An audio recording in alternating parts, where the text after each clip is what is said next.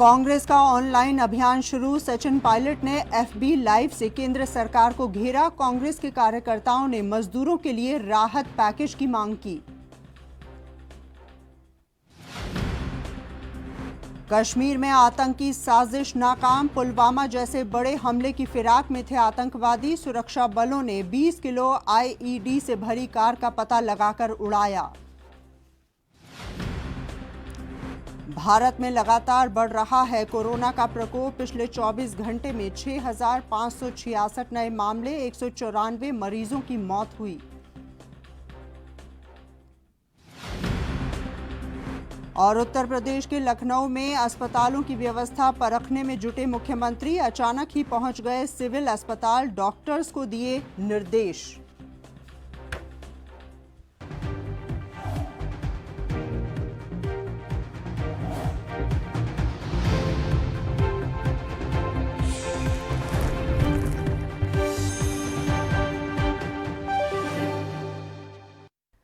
नमस्कार, बुलेटिन में आप सभी का बहुत बहुत स्वागत है। आपके साथ मैं हूं सुधा शर्मा। तो आइए खबरों की शुरुआत करते हैं। खबरों में सबसे पहले बात करते हैं जम्मू कश्मीर की। आपको बता दें कि जम्मू कश्मीर के आईजी विजय कुमार ने कहा है कि पुलवामा पुलिस को पिछले एक हफ्ते से खबर मिल रही थी कि जैश ए मोहम्मद और हिजबुल मुजाहिदीन एक आत्मघाती हमला करने वाले हैं और एक सेंट्रो कार ली गई है जिसमें आईईडी भरकर वो किसी भी समय हमला कर सकते हैं। इसके बाद कल शाम को पुलवामा पुलिस ने आर्मी सीआरपीएफ का नाका लगाया। जिस गाड़ी की खबर थी, जब वो नाके के पास पहुंची तो एक वार्निंग फायर की गई और आतंकवादी गाड़ी घुमाकर भाग गया। अगले नाके पर भी उस पर वार्निंग फायर की गई। जब आतंकवादी को मौका मिला तो वो अंधेरे का फायदा उठाकर गाड़ी को छोड़कर भाग गया। आर्मी, सीआरपीएफ और एसओजी पार्टी का डिफरेंट नाका लगाया और आए गुण में जब उसी गाड़ी में जिसका खबर था, जब नाका पार्टी के पास आया तो हमारे फोर्स ने वार्निंग फायर दिया। वार्निंग फायर करने के बावजूद मिलिटेंट गाड़ी घुमा के वहाँ से भागा। अगला नाका पार्टी भी उस पर फायरिंग किया, वार्निंग फायरिंग किया। तो उस जगह मिलिटेंट चूँकि अंधेरा था, गाड़ी को छोड़ के वहाँ से भाग गया। हमारी पार्टी दूर से लाइट से देखा तो कुछ सस्पिशियस लगा और जब गाड़ी का सेम नंबर मिला जिसको एक्सपेक्टेड कर रहे थे हम लोग, तो कॉर्डन को टाइट कर दिया और फर्स्ट लाइट का वेट करा। और आज मॉर्निंग में अपना बीटी स्क्वाड गया। जब उसने देखा कि इसमें आईडी एक्सप्लोसिव लोडेड व्हीकल है, तो हमारी टीम वहाँ जाके उसमें आर्मी, सीआरपी, पुलिस की टीम जाके उसको पूरे टेक्निकल ढंग से इसको डिफीट किया। और इस ढंग से पुलवामा पुलिस ने सिक्योरिटी फोर्स के मदद से इस बहुत बड़े हादसा होने से रोक लिया। देखिए कि पिछले एक वीक से पुलवामा पुलिस को ये इत्तला मिल रहा था, बार बार खबर आ रहा था टेक्निकल एंड से भी, ह्यूमन एंड से, कि जैश मोहम्मद एचएम मिलके एक बहुत बड़ा हादसा करने वाला है। उसमें ये लोग कार्ड बम को यूज कर रहा है।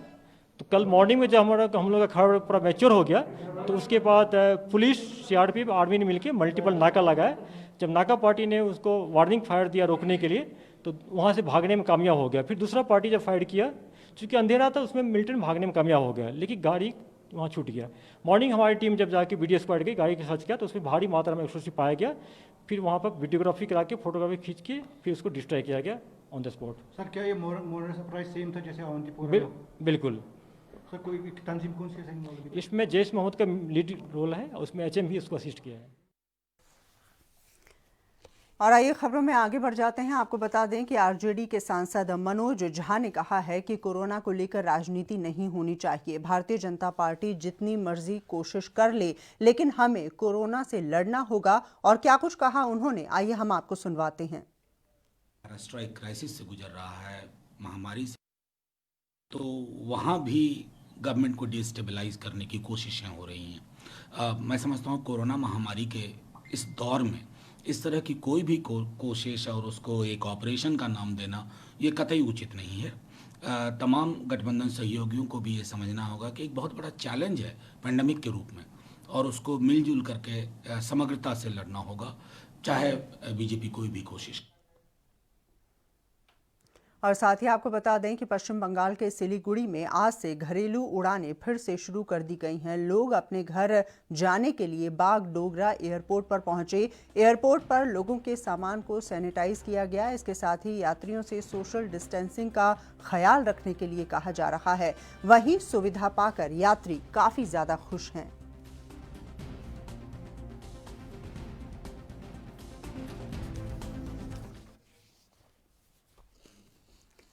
और वहीं लॉकडाउन के कारण ठप हुई अर्थव्यवस्था को पटरी पर लाने के लिए छत्तीसगढ़ सरकार ने नए दिशा निर्देश जारी कर दिए हैं। इसके तहत जहां अब हफ्ते में 6 दिन दुकानें खुलेंगी, वहीं ऑटो और टैक्सी भी चलने शुरू हो जाएंगे। इसके अतिरिक्त अन्य राज्यों से लौटने वाले श्रमिकों को राशन और मनरेगा जॉब कार्ड दिया जाएगा। इनमें से कुशल और अर्ध कुशल श्रमिकों की लिस्ट तैयार कर उद्योगों को सौंपी जाएगी। वहीं क्वारंटीन सेंटर में रखे गए श्रमिकों के मनोरंजन के लिए टीवी रेडियो की व्यवस्था करने के निर्देश दिए गए हैं।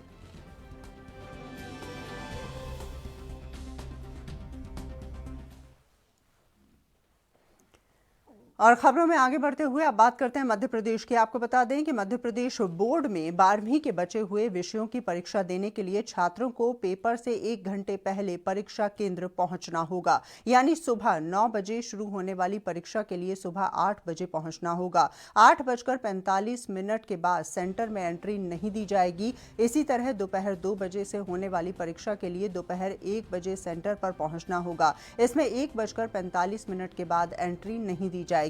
परीक्षा से पहले कोरोना के लिए छात्रों की थर्मल स्कैनिंग की जाएगी। इसके बाद ही परीक्षा कक्ष में प्रवेश दिया जाएगा। वहीं 1 हफ्ते पहले जारी टाइम टेबल में संशोधन करते हुए पहले और अंतिम प्रश्न पत्र में फेरबदल कर दिए गए हैं। अब परीक्षा में 15 जून की बजाय 16 जून तक चलेगी।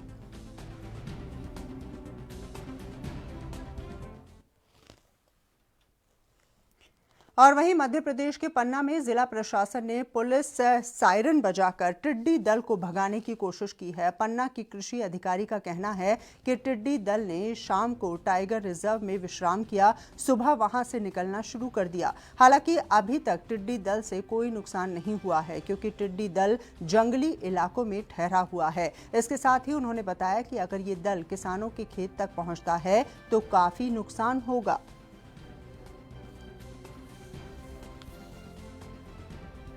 दल कल शाम को हमारे पन्ना से करीब 10 किलोमीटर दूर कल पन्ना टाइगर रिजर्व में उसने विश्राम किया और सुबह 5 बजे से जो निकलना शुरू हुआ है, तो अभी ये करीब 10:15 बजे पन्ना शहर से क्रॉस होकर के अभी देवत नगर की ओर निकल रहा है ना जी। और इसका नुकसान अभी इसलिए नहीं हुआ है क्योंकि ये जंगल इलाके में इसने अपना हाल्ट किया था, तो वहाँ जंगली पौधों को उसने नुकसान पहुँचाया, पत्ते खाए होंगे और बकाया कोई नुकसान नहीं, शहर में किसी को कोई नुकसान नहीं हुआ। सर, अगर ये किसानों के खेतों या फसलों में बैठ जाएं तो क्या नुकसान हो सकते हैं? फसलों में बैठ जाएं तो निश्चित ही पत्ते खा जाते हैं और फसल को नुकसान होता है। पत्ते और खबरों में आगे बढ़ते हुए अब बात करते हैं एक बार फिर से उत्तर प्रदेश की। आपको बता दें कि उत्तर प्रदेश के बाराबंकी में आर्थिक मदद का लालच देकर युवती का जबरदस्ती धर्म परिवर्तन कराने की कोशिश का मामला सामने आ चुका है। दरअसल मामला सफदरजंग थाना क्षेत्र के रामपुर मजरे भवानीपुर गांव का है, जहां पर एक युवती ने पिता की मौत के बाद एक शख्स पर जबरदस्ती धर्म परिवर्तन कराने का आरोप लगाया। वहीं युवती ने बताया है कि अखबार में फर्जी सूचना डाल दी गई कि वो धर्म परिवर्तन करना चाहती है। वहीं युवती ने पुलिस प्रशासन से मदद की गुहार लगाई है और शिकायत के बाद थाने में आरोपी के खिलाफ मुकदमा भी दर्ज हो चुका है। हम बैंक जा रहे थे, वकील मिले तो कह रहे हैं हम आपका खाता खुला देंगे, आप जाइए इस पे साइन कर दीजिए। और उसके बाद हम वापस आ गए। फिर उसके दूसरे दिन पेपर में निकला और हम फिर रोने लगे कि 10 भाई लोग आ गए और हम ऐसा कुछ नहीं किए हैं, हम हिंदू हैं, हिंदू ही रहेंगे, इसकी सख्त कार्रवाई की जाए, नहीं किसी के और भी साथ हो सकता है। नहीं, क्या निकला था अखबार में? कि हम हेमा वर्मा हैं और मुस्लिम धर्म अपनाना चाहते हैं, और हम नहीं अपनाना चाहते थे, हमारे साथ धोखा हुआ है। किसने धोखा किया है? वकील ने धोखा किया है। और साथ ही आपको बता दें कि उत्तर प्रदेश में जनपद शामली के कांधला कस्बे की सरकारी CHC पर डिलीवरी के दौरान महिला के परिवार वालों ने जमकर हंगामा किया। महिला के परिवार वालों का आरोप है कि डिलीवरी के दौरान नर्स स्टाफ महिला ने पीड़ित महिला को CHC में शामिल नहीं किया। इसके चलते महिला घंटों बाहर तड़पती रही। परिवार वाले जो हैं वो लगातार ये कह रहे हैं कि उन्हें न्याय मिलना चाहिए। इसके अलावा वो नर्स स्टाफ महिला पर अतिरिक्त रुपए लेने का भी आरोप लगा रही हैं। हंगामा बढ़ता देख नर्स स्टाफ महिला ने आनन फानन में पीड़ित महिला को मुजफ्फरनगर अस्पताल के लिए रेफर कर दिया है। नर्सिंग स्टाफ महिला ने सभी आरोपों को गलत बताया। जी हाँ, मैं घर पे था, ये लेकर आए थे तो इनको पहले जवाब दे दिया। इन्होंने 5 मिनट यहाँ पढ़ा के 300 रुपए का कहना दवाई आएगी, इंजेक्शन लगा देंगे। इंजेक्शन लगाया, ये मेरे को मालूम नहीं। देखो फिर इसे कहते हो तुम यहाँ से सामने ले जाओ। फिर हम यहाँ से दूसरे डॉक्टर के पास ले गए, इधर ही एक डॉक्टर नहीं, तो उसने कह दिया जी मेरे पास कोई वो नहीं है, 10,000 रुपये पहले जमा कर दो यहाँ।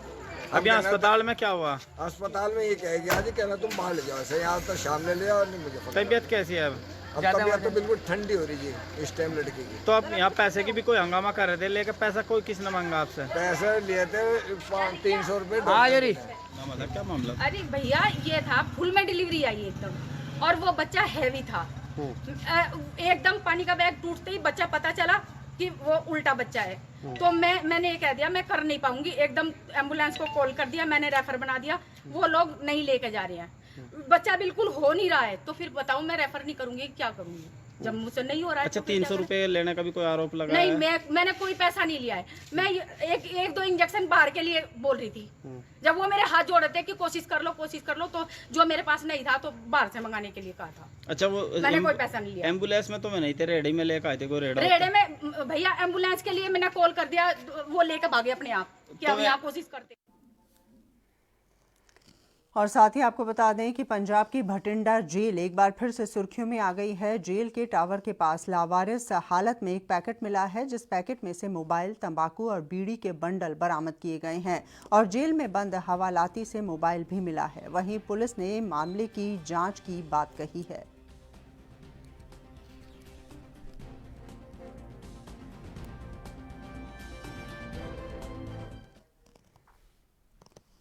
और खबरें अभी और भी हैं, लेकिन उससे पहले यहाँ रुकेंगे एक बहुत ही छोटे से ब्रेक के लिए। आप बने रहिए हमारे साथ।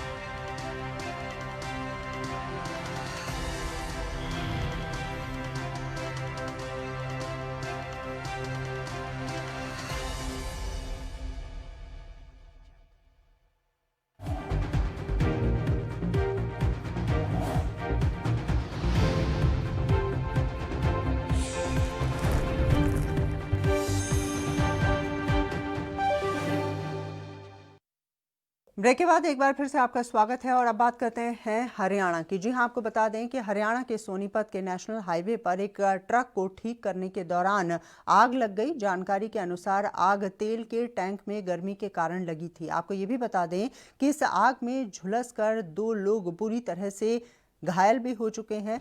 ये भी आपको बता दें कि वहीं स्थानीय लोगों ने घटना की सूचना पुलिस और दमकल विभाग की गाड़ियों को दी, जिसके बाद दमकल की गाड़ियां यहां पर पहुंची, आग पर काबू पाया गया और दोनों घायलों को जिला अस्पताल में भर्ती भी करवा दिया गया है। फिलहाल दोनों की हालत गंभीर बनी हुई है। सूचना मिली थी करीब 5 बजे ही भाई चौकी डाली डाका के पास एक ट्रक में आग लगी है, तो वहाँ मौके पर पहुँचा था। वहाँ पर पूछताछ की तो पता चला कि वहाँ सतीश वेल्डर और राकेश आशुतोष लॉजिस्टिक कंपनी का मेंटेनेंस सुपरवाइज़र वो काम कर रहे थे। और सतीश जो वेल्डिंग का काम कर रहे थे, वेल्डिंग के कारण डीजल टैंक में ब्लास्ट हो गया, जिससे वो दोनों झुलस गए। किस टाइम की घटना सर ये करीब 5 बजे की था। सर इनकी हालत कैसी है और कहाँ इनको भेजा गया? इनको यहाँ CHC गन्नौर में भेजा गया था, उसके बाद वहाँ से रेफर किया है और इनको पता चला है कि दिल्ली में जो। और वहीं पंजाब के गुरदासपुर के बटाला में अमृतसर बाईपास के पास एक व्यक्ति का शव मिलने के बाद सनसनी देखने को मिल रही है। सूचना मिलते ही मौके पर पहुंचे थाना सिविल लाइन के प्रभारी मुख्तियार सिंह ने जांच में पाया कि मृतक व्यक्ति का नाम राजकुमार है। ये भी बताया जा रहा है कि वो ठठियारी मोहल्ला बटाला का रहने वाला है और उसका गला काटकर उसकी हत्या कर दी गई है। पुलिस ने शव को कब्जे में लेकर पोस्टमार्टम के लिए सिविल अस्पताल बटाला भेज दिया है। ये भी आपको बता दें कि पीड़ित पारिवारिक सदस्यों के बयान दर्ज कर आगे की कानूनी कार्रवाई शुरू कर दी गई है।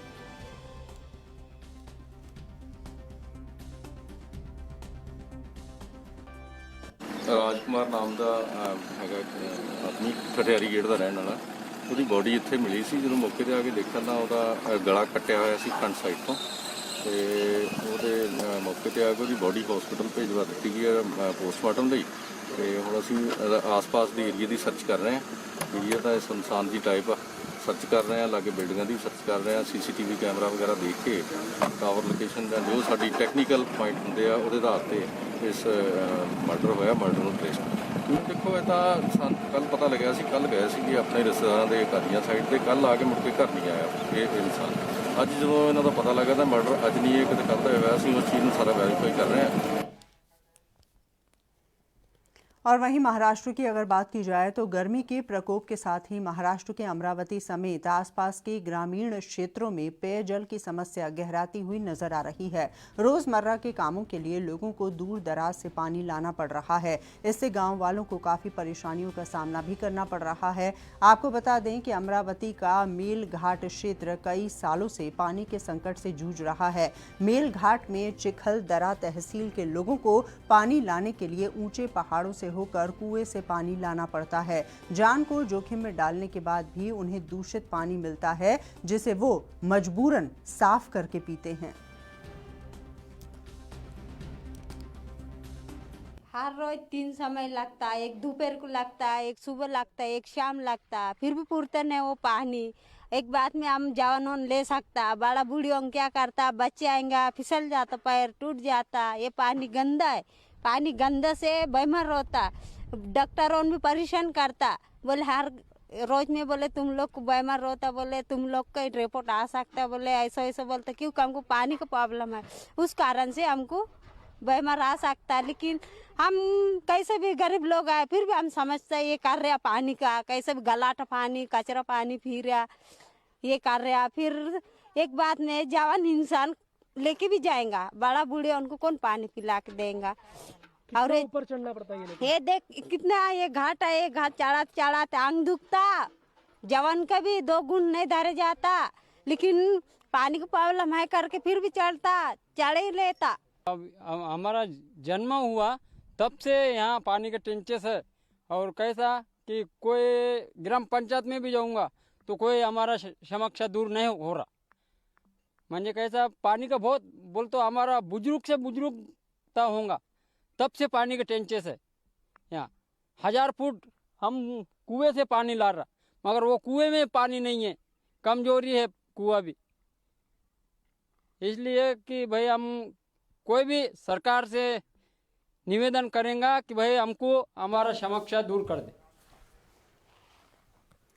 और इस वक्त एक बड़ी खबर आ रही है, इसके बारे में जानकारी हम आप तक पहुंचा दें। झारखंड से ये बड़ी खबर मिल पा रही है। पश्चिमी सिंहभूम से आपको ये भी बता दें कि CRPF और नक्सलियों के बीच में मुठभेड़ हुई है। मुठभेड़ में 3 नक्सलियों को ढेर कर दिया गया है। तो एक बार फिर से अपने तमाम दर्शकों के लिए बता दें किस तरह से CRPF और नक्सलियों के बीच में मुठभेड़ की खबरें आ रही हैं। और ये भी आपको बता दें कि मुठभेड़ के बाद ये खबरें मिल पा रही हैं कि नक्सलियों को मार गिराया गया है, जिनकी संख्या 3 बताई जा रही है। मुठभेड़ यहां पर काफ़ी देर तक चली, जिसके बाद AK-47 समेत भारी मात्रा में हथियार भी बरामद किए गए हैं। तो इस वक्त की बड़ी खबर के बारे में जानकारी लगातार हम आप तक पहुंचा रहे हैं। सीआरपीएफ और नक्सलियों के बीच में मुठभेड़ हुई है, जहां पर 3 नक्सलियों को ढेर भी कर दिया गया है। इसके अलावा काफी बड़ी मात्रा में हथियार भी बरामद किए गए हैं।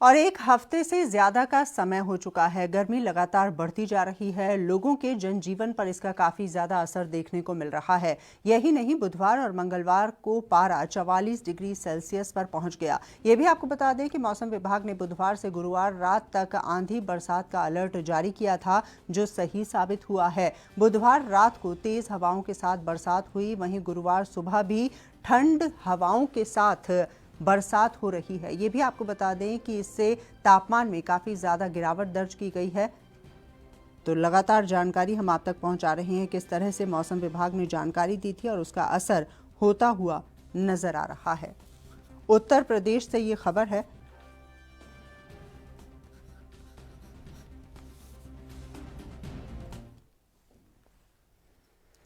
और वहीं उत्तर प्रदेश के सहारनपुर की अगर बात की जाए तो कोरोना महामारी के बीच सहारनपुर में आग का तांडव देखने को मिला है। यहां घड़ क्षेत्र के गांव में आग लग गई। ये भी आपको बता दें कि गांव में पानी का संकट था और दमकल कर्मियों को भी मुख्यालय से गांव तक पहुंचने में 2 घंटे का समय लग गया। इस अवधि में आग की लपटों ने 24 घरों को अपनी चपेट में ले लिया। दिल दहला देने वाली इस घटना की अगर बात की जाए तो ये थाना मिर्जापुर क्षेत्र के हबीबपुर, तपोवन और खवासपुर गांव की घटना है।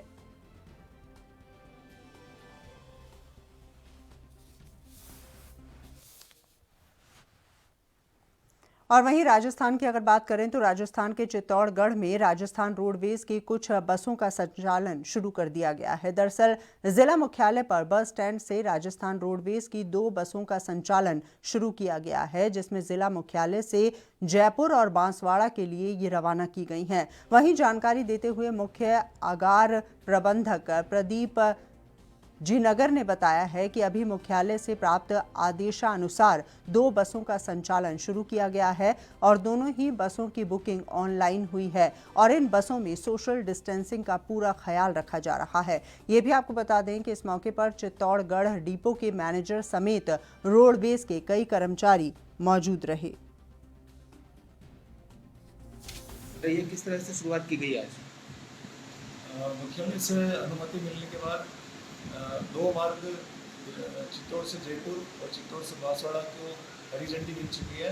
तो आज सुबह 7 बजे चित्तौड़ से जयपुर वाली बस को हरी झंडी दिखा के श्रीमान एडीएम साहब ने हरी झंडी दिखा के रवाना किया है और 8 बजे है जो चित्तौड़ से बांसवाड़ा प्रस्थान होगी। कितने यात्री जयपुर बस में गए हैं?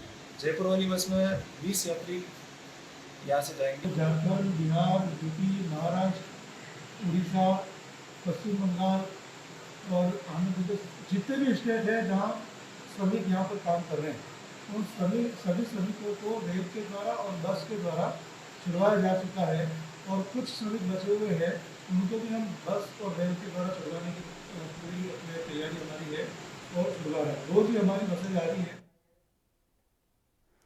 और वहीं राजस्थान के जोधपुर में शहर के नरसिंह धड़ा और आसपास के इलाकों में कंटेनमेंट जोन हटाने की मांग को लेकर लोगों ने प्रदर्शन किया है। ये भी आपको बता दें कि इसके चलते लोगों को काफ़ी परेशानियों का सामना करना पड़ रहा है, जिसके चलते वो सड़कों पर उतर आए हैं। उनका कहना है कि निजी और नौकरी पेशा लोगों को एक तरफ तनख्वाह नहीं मिलने से उनके घरों को चलाना मुश्किल हो चुका है। तब पुलिस वहां पर पहुंची, लोगों को समझाया गया और उसके बाद उनको घरों की तरफ रवाना किया गया। प्रदर्शन की सूचना पर पुलिस अधिकारी मौके पर पहुंचे और समझाइश कर उनकी मांग को प्रशासन तक पहुंचाने का आश्वासन दिया।